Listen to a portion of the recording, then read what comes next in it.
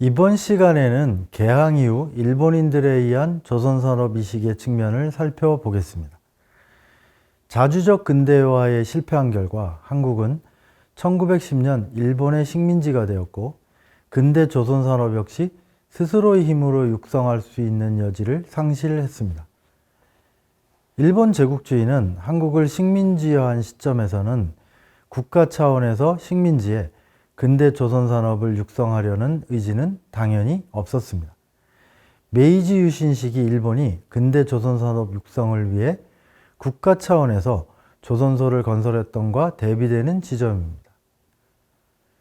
근대 산업 육성에서 식민지 모국과 식민지의 차이이기도 하다고 생각합니다.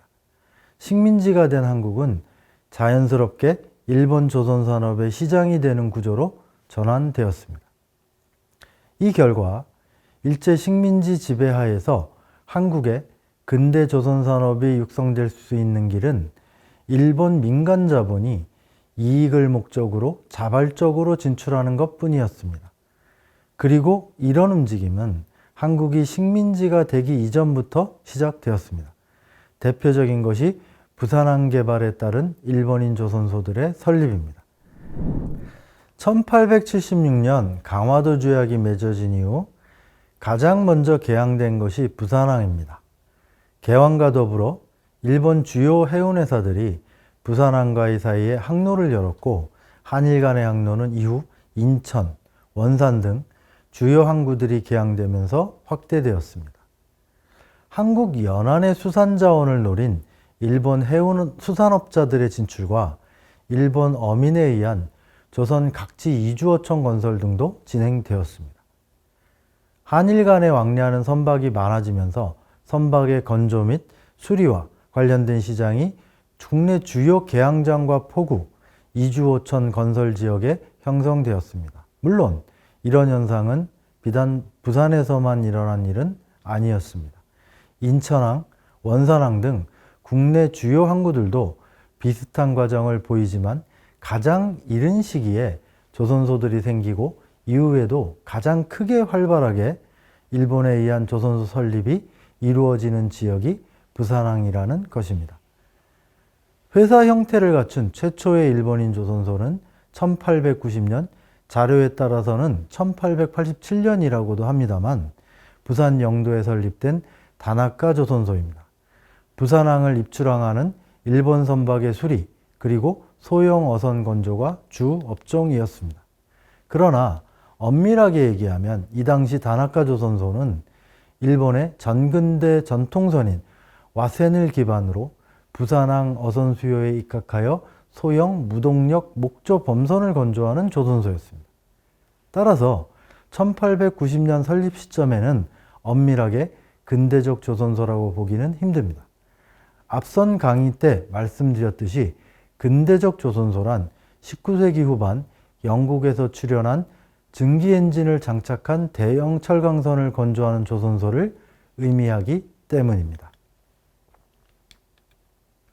19세기 말 부산항에 출현한 일본인 조선소들은 당시 한국 연안수산자원을 노리고 들어온 일본 수산업자들이나 어민들이 필요한 어선의 건조와 고장난 어선의 수리 수요에 대응하여 설립된 소형 조선소들입니다. 이들 어선은 대부분 일본 전통선인 와센이고 무동력 목조 범선이었습니다. 따라서 최초의 일본 조선산업의 한국 진출은 좀 더 정확하게 말하면 일본의 전통선에 기반을 둔 소형 목조 범선을 만드는 조선소들이었습니다. 그렇다고 이들이 완전히 전근대식 조선소라고 볼 수는 없습니다. 대형 기선이나 철강선을 만들지는 못했으나 회사 형태를 가진 근대적 기업의 모습이었습니다. 또 선박 수리의 관점에서는 부산항에 기항하는 기선들의 간단한 해상 수리 등도 담당했을 가능성이 있기 때문입니다. 또 동력선을 건조하는 방향으로 적극적인 경영 모색을 하였다는 것도 지적할 수 있습니다. 그 결과 한국이 식민지화된 1910년대에는 이들 일본인 조선소들 중 일부 조선소는 동력선 건조도 할 수 있게 되었습니다. 일본인들의 조선소이지만 이 땅에서 점차 근대적 조선소로 성장하는 모습을 보인 것입니다. 앞서 언급한 다나카 조선소를 보면 1918년부터는 선박용 석유 발동기의 자체 개발에 착수하여 1926년 30마력과 50마력짜리의 제작에 성공하였습니다. 소형 선박에만 장착할 수 있지만 동력선 건조가 가능해진 것입니다. 이 발동기는 다나카식이라고 명명되었고 생산을 시작한 후 국내 각지에 보급되었다는 기록이 남아 있습니다. 다나카 조선소와 비슷한 성장 과정을 보이는 일본인 조선소들은 부산의 나카무라 조선철공소, 마산의 키쿠타 조선소, 진남포의 조선상공 진남포철공소 등입니다. 이들이 따지고 보면 일본에서 이식된 근대 조선산업의 1세대 조선소들이라고 할 수 있습니다. 간단하게 이들 조선소를 소개해 보겠습니다. 우선 나카무라 조선철공소는 다나카 조선소와 바로 인접하고 있던 조선소입니다. 다나카 조선소보다는 약 10년 정도 늦은 1902년 설립되었습니다. 설립 후 10년 정도 지난 1910년대 초반에 이 조선소는 연간 50척의 소형 범선을 건조할 수 있는 능력을 보유하였습니다. 다나카 조선소와 마찬가지로 동력선 건조로 발전해 나갔고 1931년에는 국내 조선기선 주식회사라는 해운회사가 발주한 화물선 대창호를 건조하였습니다. 대창호는 77마력의 기관을 장착한 113톤 화물선이었습니다. 조선상공 진남포철공소는 주식회사 나카무라 구미가 1911년 6월 자사소유 선박의 수리를 목적으로 진남포에 건설한 조선소입니다. 1915년 시설을 확충하여 조선 선박 관련 엔진과 기계장치 부품을 만드는 시설인 조기시설을 건설합니다. 그리고 해안가에 경사면을 만들고 레일을 깔아서 선박을 끌어올려 수리할 수 있는 설비인 선박수리용 인양선가를 보유하게 되었습니다.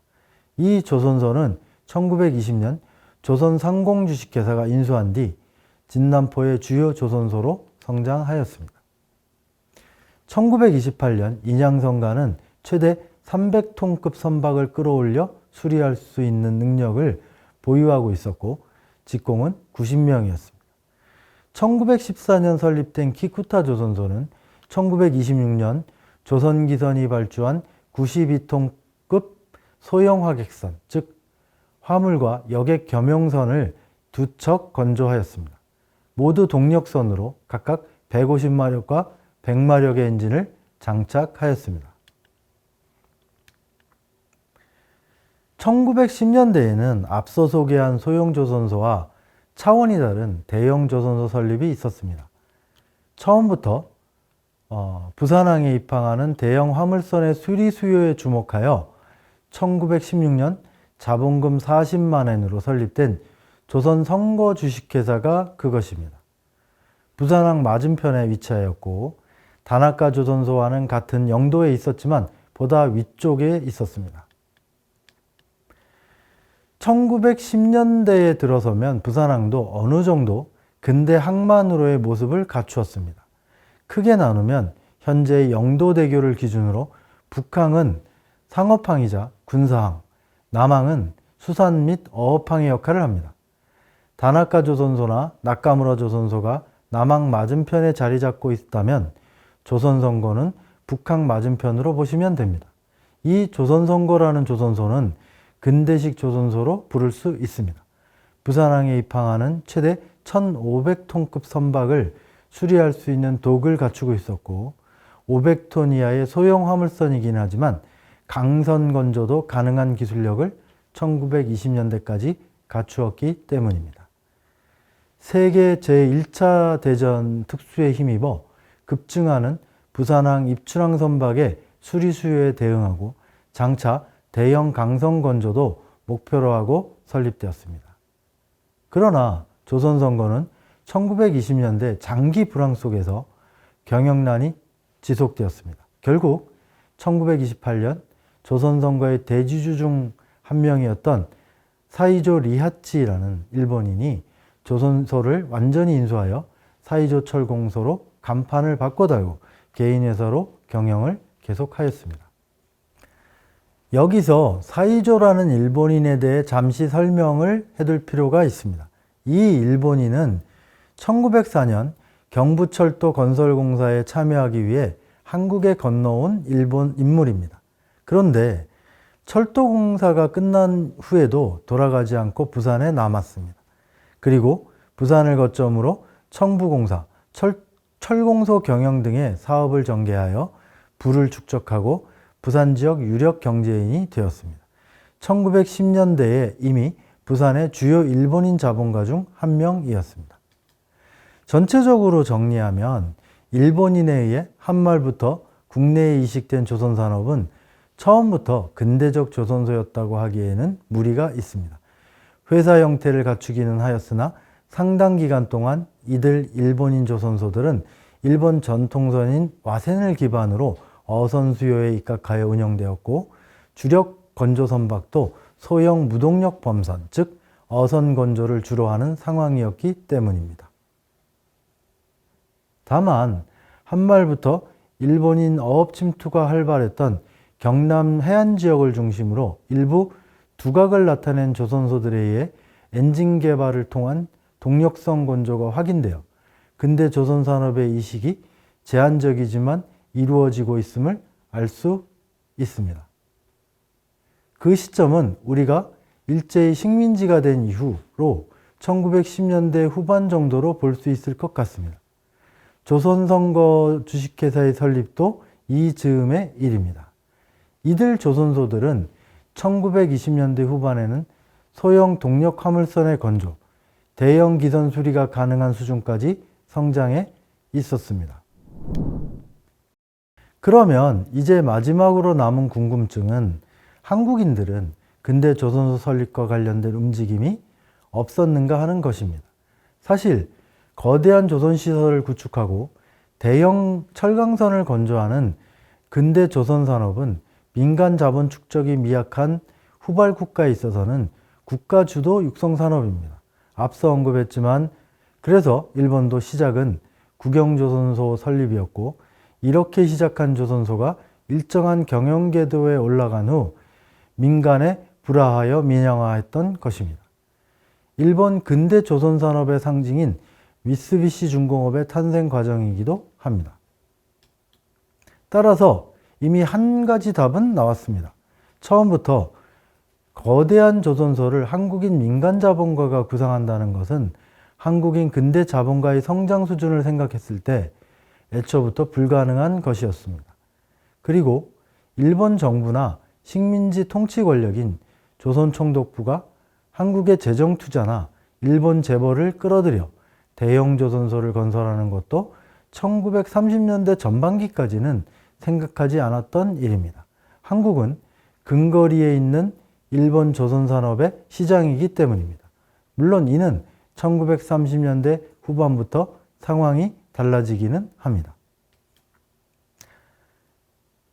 이렇게 되면 남은 것은 한말 부산에 들어와 소형 일본 목조어선을 만들었던 다나카 조선소 같은 사례가 한국인에게도 나타나는가 하는 것입니다. 우선 결론부터 말씀드리면 그런 일은 거의 나타나지 않았습니다. 일단 가장 큰 시장인 국내 연안어업과 수산업을 완전히 일본인들이 장악한 상황에서 그들은 필요한 선박을 일본 본토 조선소에서 건조하거나 한국에서 건조한다고 하더라도 일본인 조선소에서 할 것이기 때문입니다. 즉 일본 전통선인 와센을 만드는데 한국인 조선소에 맡길 이유가 없는 것입니다. 역사라는 것이 완전히 일방적인 것은 아니므로 한국인 중에도 성장하는 수산업자, 어민이 있을 수 있습니다. 이들이 전통적으로 그들에게 익숙한 한선을 주문할 수 있지만 그 정도 수요는 기존 전통적 조선업으로 충분히 커버할 수 있는 수준이었습니다. 한국에서 전통적 조선업이란 이른바 배목수, 배무이로 일컬어지는 선대공의 존재와 대를 이어 전승되는 가업으로서의 존재했습니다. 약간 과장되게 이야기한다면 배목수와 그들이 평생 지니고 다니는 연장만 있으면 언제 어디서든 조선이 가능했고, 조선의 그들식 표현인 배짓기 배모으기를 하는 장소가 곧 조선소였습니다.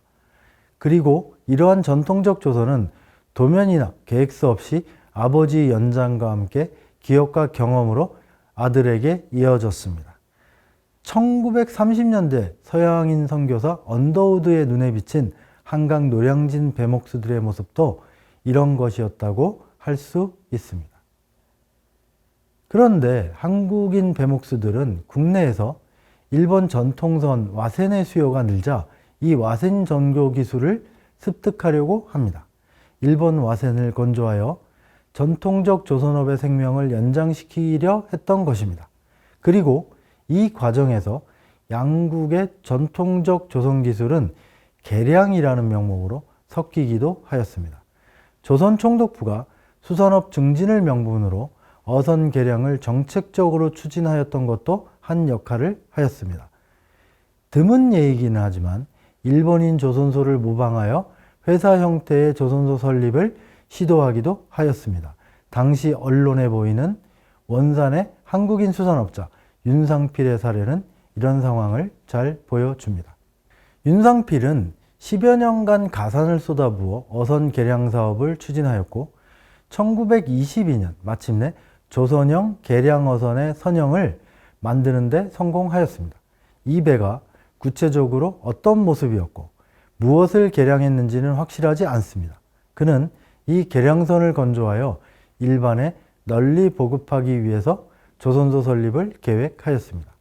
필요한 자재는 강원도 통천의 국유림 20정보를 조선 총독부로부터 불화받아 사용하고, 자금은 경성 재력가의 원조 및 한일은행에서 1만엔의 대부로 충당할 계획이었습니다.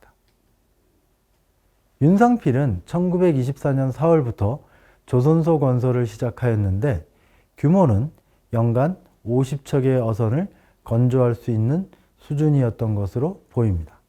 그러나 그의 노력은 지역민들로부터의 존경과 신망을 얻었을지는 모르나 자본가로서의 경제적 성공을 담보하지는 못했습니다. 조선소 건설 사업은 계획대로 진행되지 않았던 것으로 보이고 자신도 파산하여 생활난에 허덕였다고 합니다.